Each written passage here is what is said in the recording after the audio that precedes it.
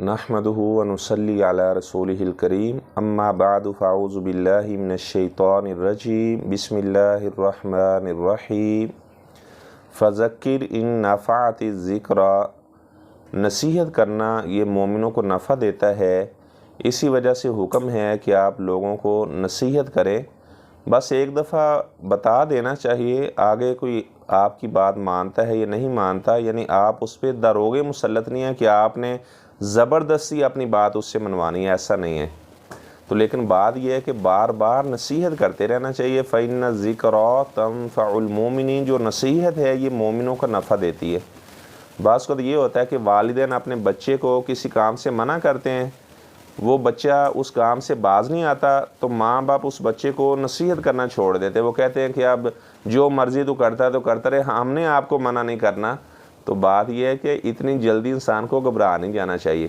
کہ ایک دو دفعہ آپ نے اسے نصیحت کی، اس نے آپ کی بات نہیں مانی تو اب آپ نے اسے نظر انداز کر دیا، اگنور کر دیا کہ اب آپ کو کبھی ہم نے نصیحت نہیں کرنی۔ ایسا کبھی نہ کریں، بار بار آپ نصیحت کریں۔ اب آپ دیکھیں قرآن مجید کا اسلوب کیا ہے، اللہ تبارک و تعالیٰ نے بار بار تاکیداً اقیموا الصلاۃ وآتوا الزکوٰۃ، نماز کی اقامت کا قرآن مجید میں بار بار ذکر آیا ہے۔ اللہ تبارک و تعالیٰ نے اپنی اطاعت کا، اپنے رسول صلی اللہ علیہ وسلم کی اطاعت کا جو حکم دیا ہے، یہ تکرار کے ساتھ قرآن مجید میں اسے ذکر کیا ہے، اور یہ ہمیں بھی حکم ہے کہ آپ دوسروں کو نصیحت کریں۔ انبیاء کرام علیہم السلام نے بھی اپنی قوم کے لوگوں کو نصیحت کی، انہوں نے کہا کہ ہم تمہارے خیر خواہ بن کے آئے ہیں، اور جو دین ہے یہ حقیقی طور پر یہ خیر خواہی کا نام ہی ہے۔ اگر کوئی آدمی آپ سے مشورہ کرتا ہے، آپ سمجھتے ہیں کہ فلاں کام اس کے لیے نقصان والا ہے، لیکن آپ کیا کرتے ہیں کہ آپ اسے فائدے والی بات نہیں بتاتے، آپ اس کام کی جانب رہنمائی کر دیتے ہیں جس میں اس کا نقصان ہو سکتا ہے، فقد خانہ، تو گویا کہ آپ نے اس سے خیانت کی ہے۔ یعنی ہمیشہ دوسرے مسلمان کی خیر خواہی کریں، اچھی باتیں اسے بتائیں جس سے اس کا فائدہ ہو۔ خیر الناس من ینفع الناس، لوگوں میں سب سے اچھا وہ انسان ہے جو دوسروں کو نفع پہنچانے والا ہے۔ تو اس لیے اگر آپ اپنے بچوں کو نصیحت کرتے ہیں تو بار بار انہیں کہیں، تکرار کے ساتھ کہیں، بار بار نصیحت کریں، لیکن نصیحت کرنے کا موقع محال دیکھ لینا چاہیے کہ کس موقع پر میں نصیحت کروں۔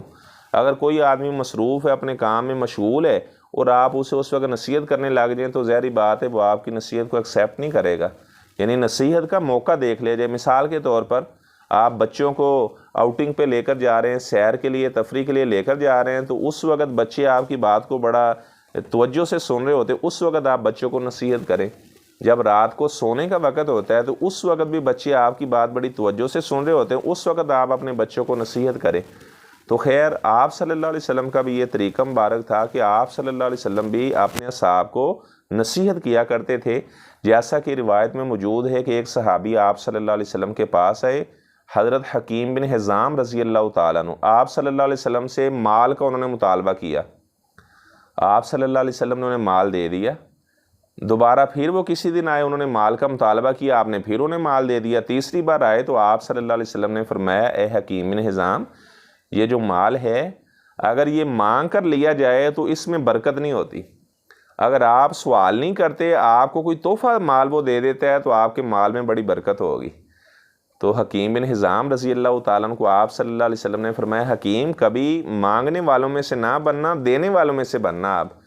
الید العلیٰ خیر من الید السفلیٰ، آپ نے فرمایا کہ جو اوپر والا ہاتھ ہے خیر من الید السفلیٰ، وہ نیچے والے ہاتھ سے بہتر ہے۔ مراد کیا ہے کہ جو سائلہ ہاتھ ہے، یعنی مانگنے والا ہاتھ ہے، وہ موتیا، دینے والے ہاتھ سے بہتر نہیں ہوتا۔ دینے والا افضل ہے، اور مانگنا یہ کوئی اچھی بات نہیں ہے۔ اگر کوئی بلا ضرورت لوگوں سے مانگتا ہے تو یہ ایسا گناہ ہے، آپ صلی اللہ علیہ وسلم نے فرمایا کہ وہ بندہ قیامت والے دن آئے گا، اس کے چہرے پر ہڈیاں نظر آئیں گی، گوشت نہیں ہوگا، جو بغیر کسی ضرورت کے لوگوں سے سوال کرتا ہے۔ ہاں اگر کوئی انسان مجبور ہو جاتا ہے، اس سے کوئی چٹی ایسی پڑ گئی ہے یا کوئی ایسا مسئلہ بن گیا ہے، تو اگر وہ لوگوں سے سوال کرنا چاہے کہ اپنی وہ صحیح حتیٰ یعیشہ، یعنی اس کی وہی جو پہلے اس کی معیشت کا ذریعہ جیسا تھا اسی طرح وہ اپنا، جب اسی کیفیت کو پہنچ جائے تو اس کے بعد وہ سوال کرنے سے رک جائے۔ تو آپ صلی اللہ علیہ وسلم نے انہیں نصیحت کر کے یہ سمجھا دیا، تو اس کے بعد پھر کبھی انہوں نے اپنی ساری زندگی سوال نہیں کیا۔ اگر وہ سواری کے اوپر بیٹھے ہوتے ان کا کوڑا نیچے گر جاتا تو وہ کبھی کسی سے نہیں کہتے تھے یار یہ مجھے کوڑا پکڑانا، کہتے یہ بھی سوال میں آتا، اپنا کام خود کرنا چاہیے انسان کو۔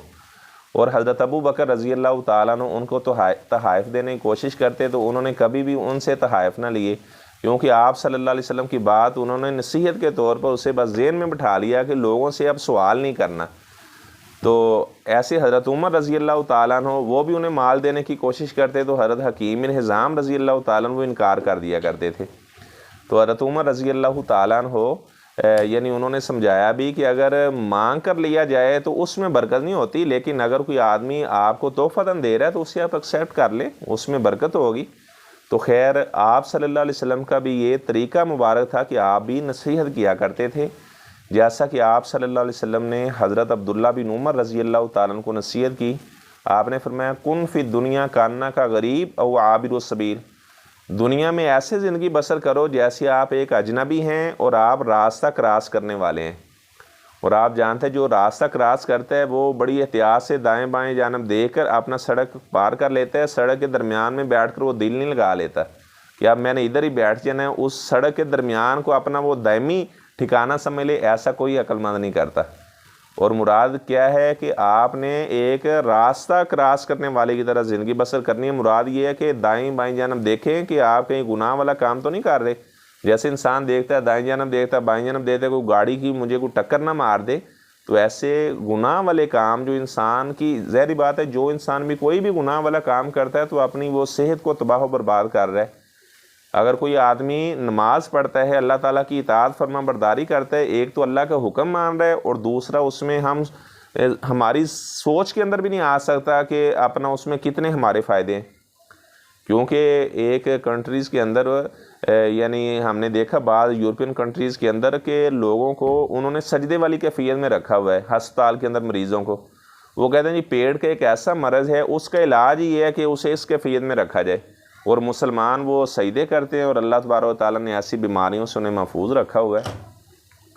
اچھا، اس طرح آپ صلی اللہ علیہ وسلم نے حضرت عبداللہ بن عمر رضی اللہ تعالیٰ کو میں نے بتایا یہ نصیحت کی، اور عبداللہ بن عمر رضی اللہ تعالیٰ فرمایا کرتے تھے لوگوں جب تم شام کرو تو صبح کا انتظار نہ کرو، صبح کرو تو شام کا انتظار نہ کرو، اور اپنی ہر وقت اپنی موت کی تیاری کرو، اپنی قبر کو یاد رکھو، حشر نشر کو یاد رکھو۔ تو بات یہ ہے کہ یہ بعض کا یہ ہوتا ہے کوئی انسان کہتا ہے کہ میری کامیابی کے پیچھے یہ راز ہے کہ میرے والد نے مجھے نصیحت کی تھی تو میں نے ان کی نصیحت کو پلے باندھ لیا۔ تو اگر کوئی بڑا نصیحت کرتا ہے تو اس کی نصیحت کو جو آدمی پلے باندھ لیتا ہے وہ کامیاب ہو جاتا ہے، اور جو بندہ آپ صلی اللہ علیہ وسلم کی نصیحتوں کو پلے باندھ لے تو آپ اندازہ لگائیں کہ اللہ تبارک و تعالیٰ اسے دنیا آخرت میں کتنا کامیاب کر دے گا اور وہ فوز و فلاح پا جائے گا۔ ایسا انسان حقیقی طور پر کامیاب ہونے والا ہے جو آپ صلی اللہ علیہ وسلم کی نصیحتوں پر عمل کرنے والا ہے۔ اور عبداللہ بن عباس رضی اللہ تعالیٰ عنہ کو آپ صلی اللہ علیہ وسلم نے فرمایا تھا بیٹا عبداللہ جب آپ نے سوال کرنا ہے تو صرف اور صرف اللہ سے ہی سوال کرنا ہے۔ آپ نے فرمایا کہ اگر ساری دنیا کے لوگ آپ کو نقصان پہنچانا چاہیں تو آپ کا نقصان نہیں کر سکتے، اگر ساری دنیا کے لوگ آپ کو نفع پہنچانا چاہیں تو آپ کو نفع نہیں پہنچا سکتے، الا کہ جو نفع اللہ نے آپ کے لیے لکھ دیا ہے، جو نقصان اللہ نے آپ کے لیے لکھ دیا ہے۔ وَأَنَّ مَا أَصَابَكَ لَمْ يَكُنْ لِيُخْطِئَكَ، اور جس چیز نے آپ کو پہنچنا ہے اس نے آ کے رہنا ہے، اس نے آپ سے تجاوز نہیں کرنا۔ وَإِنَّ مَا أَخْطَأَكَ لَمْ يَكُنْ لِيُصِيبَكَ، اور جو چیز آپ سے تجاوز کر گئی ہے وہ کبھی آپ کے ہاتھ میں نہیں آ سکتی۔ تو یہ آپ صلی اللہ علیہ وسلم نے حضرت عبداللہ بن عباس رضی اللہ تعالیٰ عنہ اپنے چچا زاد بھائی کو یہ نصیحتیں فرمائی، اور حضرت انس رضی اللہ تعالیٰ عنہ کو آپ صلی اللہ علیہ وسلم نے فرمایا بیٹا انس یا بنی ان قدرت ان تصبح و تمسی ولیس فی قلبک غش لیاحد، آپ نے فرمایا بیٹا انس آپ صبح کرنا شام کرنا آپ کے دل میں کسی مسلمان کے بارے میں حسد بغض کینہ نہیں ہونا چاہیے۔ آپ نے فرمایا کہ یہ میری سنت ہے، یہ میری سنت ہے کہ اپنے دل کو حسد بغض سے پاک رکھنا۔ آپ نے فرمایا کہ جو میری سنت سے محبت کرتا ہے گویا کہ وہ مجھ سے محبت کرتا ہے، اور جو مجھ سے محبت کرتا ہے جنت کے اندر وہ میرا ساتھی بنے گا، جنت کے اندر وہ میرا ہمسایہ بنے گا۔ تو آپ صلی اللہ علیہ وسلم نے اس بات کی بھی نصیحت فرمائی حضرت انس رضی اللہ تعالیٰ عنہ کو۔ تو بعض محدثین نے اس روایت کو ضعیف بھی قرار دیا ہے۔ تو خیر اپنے دل کو ہمیشہ حسد بغض سے پاک رکھنا چاہیے، جیسا کہ ہمیں یہ اللہ تبارک و تعالیٰ کی طرف سے دعا بھی سکھائی گئی ہے کہ یہ آپ نے پڑھنا کہ یا اللہ ہمارے دلوں میں جو ہمارے مسلمان بھائی ہم سے پہلے دنیا سے جا چکے، ہمارے دلوں میں ان کے بارے میں یا اللہ کینہ پیدا نہ کرنا، اور یا اللہ اپنی رحمت سے انہیں معاف کر دینا۔ بعض ایسے لوگ ہیں وہ زندہ کو بھی نہیں معاف کرتے اور مردوں کو بھی معاف نہیں کرتے، وہ مردوں کی غیبتیں کرنے سے بھی باز نہیں آتے، جو فوت ہو چکے اس کی بھی غیبت اور چغلی کرتے رہتے، اس کی بھی غیبتیں کرتے رہتے ہیں، تو اپنا زندہ جو لوگ ہیں ان کی بھی غیبت کرتے رہتے ہیں۔ یا ایسا وقت آیا کہ جناب دو بندے، ایک بندے کی بات سنی، دوسرے کو بتائی، دوسرے کی بات سنی، اسے بتائی، اور دونوں کو آپس میں لڑا دیا۔ یہ چغلی اصل میں ہوتی ہے، دو بندوں کو آپس میں لڑانا مقصد، جو فتنہ فساد برپا کرنا مقصد ہوتا ہے، اسے چغلی کہتے ہیں۔ اور جو غیبت ہے کسی مسلمان بھائی کی عدم موجودگی کے اندر اس کا عیب بیان کرنا، اسے اپنا جو غیبت کہا جاتا ہے۔ ایک صحابی نے آپ سے پوچھا جی اگر وہ بات اس میں پائی جائے، تو پھر آپ نے فرمایا کہ وہ بات اگر اس میں پائی جا رہی ہے تو یہی تو غیبت ہے، اگر وہ بات نہیں پائی جا رہی فقط بہتا، تو یہ تو اس پر الزام لگایا جا رہا ہے، پھر یہ تو بہتان ہے اس کے اوپر۔ تو نصیحت ہمیشہ دوسروں کو کرتے رہنا چاہیے۔ جیسے ہم دیکھتے ہیں کسی آدمی کو، وہ جا رہا ہوتا ہے، اس کا اگر وہ بائک کا جو سٹینڈ ہے وہ نیچے ہو، تو ہم کہتے ہیں یار یہ گر نہ جائے بیچارہ، کہیں اسے چوٹ نہ لگ جائے، تو ہم کہتے ہیں بھائی اپنا سٹینڈ اٹھا لو۔ کسی کی اگر لائٹ دن کے وقت چل رہی ہو تو ہم اسے کہتے ہیں کہ یار اس کا نقصان ہو رہا ہے بیچارے کا، تو ہم اسے کہتے ہیں یہ لائٹ بند کر لو۔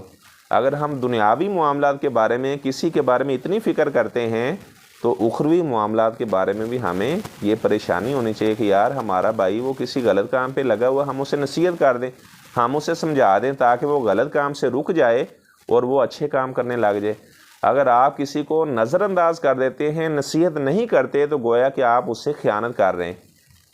بخاری شریف کی روایت ہے، آپ صلی اللہ علیہ وسلم نے فرمایا کہ اگر بنو اسرائیلی نہ ہوتے لم یخنز اللحم، تو کبھی بھی گوشت بدبودار نہ ہوتا۔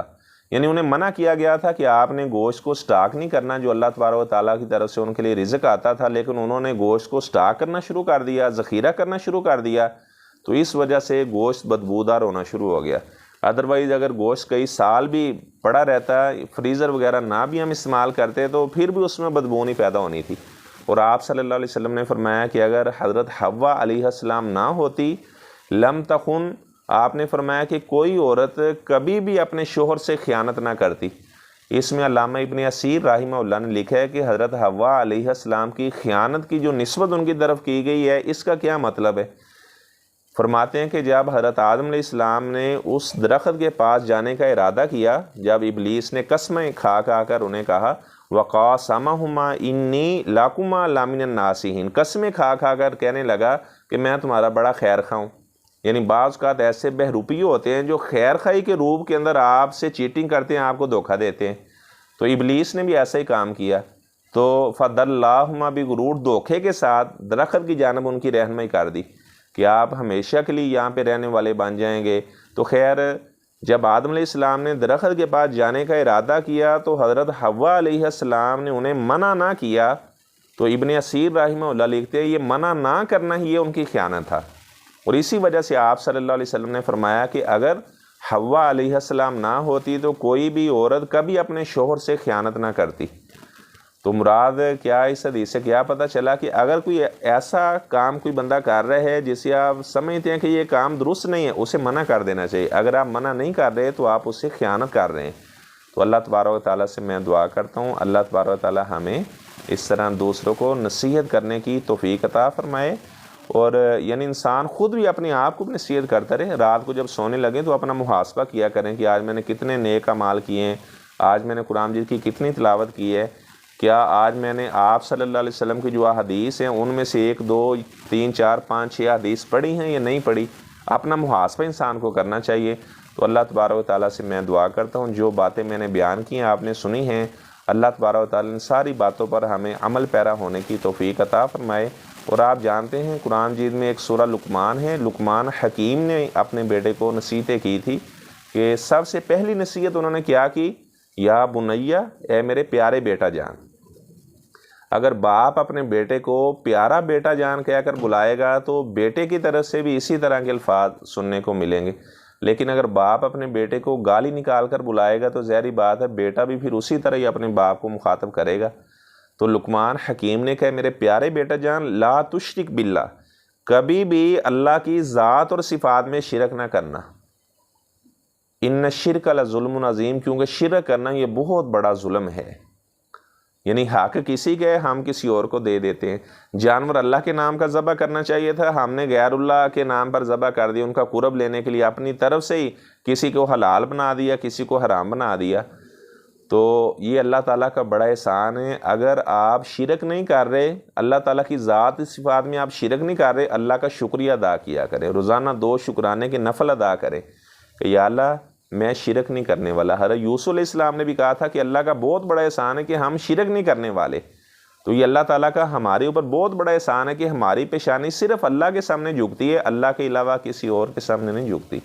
اور آپ صلی اللہ علیہ وسلم نے فرمایا تھا کہ اللہ تعالیٰ یہود و نصارہ پہ لعنت کرے جنہوں نے اپنے انبیاء کی قبروں کو سجدہ گاہ بنا لیا۔ آپ نے فرمایا کہ یا اللہ میری قبر کو میلہ گاہ نہ بنانا، یا اللہ میری قبر کو اس طرح سجدہ گاہ نہ بنانا۔